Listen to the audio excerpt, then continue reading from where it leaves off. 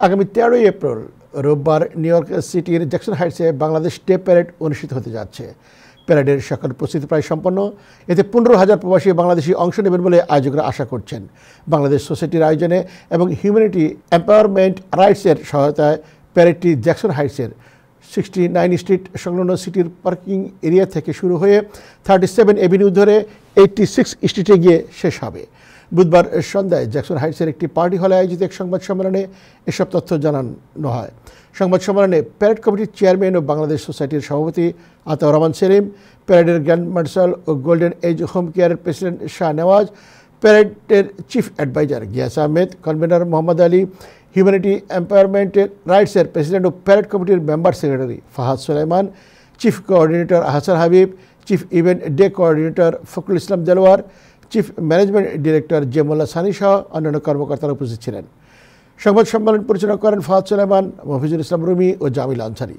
সংবাদ সম্মেলনে জানা হয়, এ পর্যন্ত 50টি সংগঠন প্যারেডে অংশগ্রহণের জন্য রেজিস্ট্রেশন সম্পন্ন করেছে। এছাড়াও নিউ ইয়র্ক স্টেট ও সিটি প্রশাসন সহ মূলধারার প্রায় 2 ডজন জনপ্রতিনিধি ও রাজনীতিক প্যারেডে অতিথি হিসেবে অংশগ্রহণ করবেন। আমাদের ভুল ত্রুটি থাকবে। আমরা প্রথম এই আয়োজন করতে যাচ্ছি। বিগত দিনে হয়েছে, কিন্তু এত বড় আকারে এত মানুষকে নিয়ে আমরা আগে কোনদিন করি নাই। হয়তো আমাদের ভুল ত্রুটি থাকতে পারে। আপনাদের কাছে আমার বিনীত অনুরোধ, আপনারা আমাদেরকে খুব সুন্দর দৃষ্টিতে দেখে নেবেন।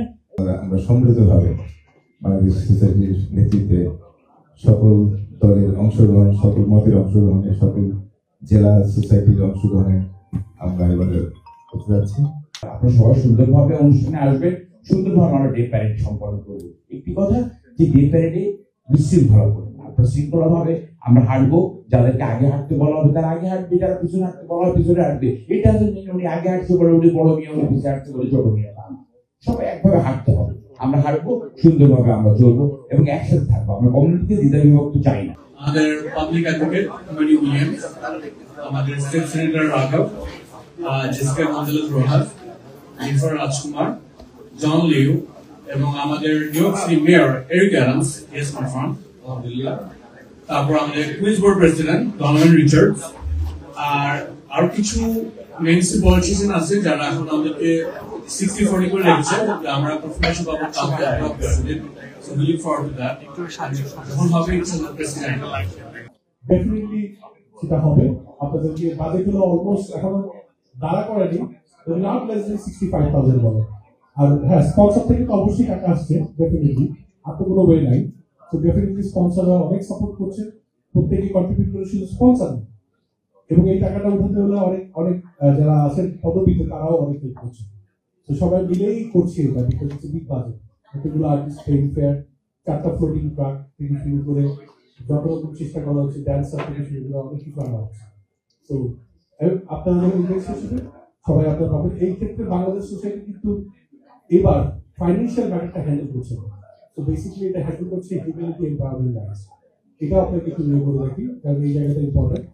বাংলাদেশ সোসাইটি কিন্তু এবার ফাইন্যান্সিয়াল ম্যাটারটা হ্যান্ডেল করছে। তো বেসিক্যালি যদি কোনো টাকা ঘাটতি পড়ে সেটা হিউম্যানিটি এম্পাওয়ারমেন্টকে দিতে হবে। তো আমাদেরকে দিতে হবে, এটা চাই। Bangladesh society is not liable. Bangladesh society mainly organise করছে, আয়োজন করছে, সাথে আমাদের ফাহাদ ভাই সংগঠন রয়েছে। আর এই প্রবাসের যতগুলি সংগঠন রয়েছে, আঞ্চলিক, পেশাজীবী, ব্যবসায়ী এবং সাংস্কৃতিক যতগুলি রয়েছে, সবাই কিন্তু এর সাথে সংযুক্ত। বাংলাদেশ মনে রাখতে হবে, এটা কোনো ব্যক্তির কোনো প্যারেড নয়, এটা বাংলাদেশ। আপনার নিজ দায়িত্বে বাংলাদেশ সোসাইটি, বাংলাদেশের প্যারেডকে আপনারা সিস্টেম করতে হবে। আমাদের চেষ্টা থাকবে এবং বাকি যে সংগঠনগুলো এখানে আমাদের সাথে অংশগ্রহণ করবে, প্রতিটা সংগঠনকে বলবো আপনারা নিজ নিজ কৃষ্টি কালচার, এলাকার কৃষ্টি কালচার আপনাদের ফোনের মধ্যে তুলে ধরবেন এবং সংঘবদ্ধভাবে এই প্যারেড কমিটিও চেষ্টা করবে বাংলাদেশের কৃষ্টি কালচার তুলে ধরার জন্য। আমাদের যদি কোনো ধরনের সীমাবদ্ধতা থাকে, ভুলভ্রান্তি থাকে, আমাদেরকে ধরিয়ে দিবেন, ফেলে দিবেন। আমরা প্রতিটা মানুষ, আমরা ওপেনলি প্রতিটা মানুষের কাছে যাওয়ার, প্রতিটা সংগঠনের কাছে যাওয়ার আমরা ওপেন, আমরা আছি। আমাদেরকে আপনারা পরামর্শ দিবেন, ওপেন পরামর্শ দিবেন।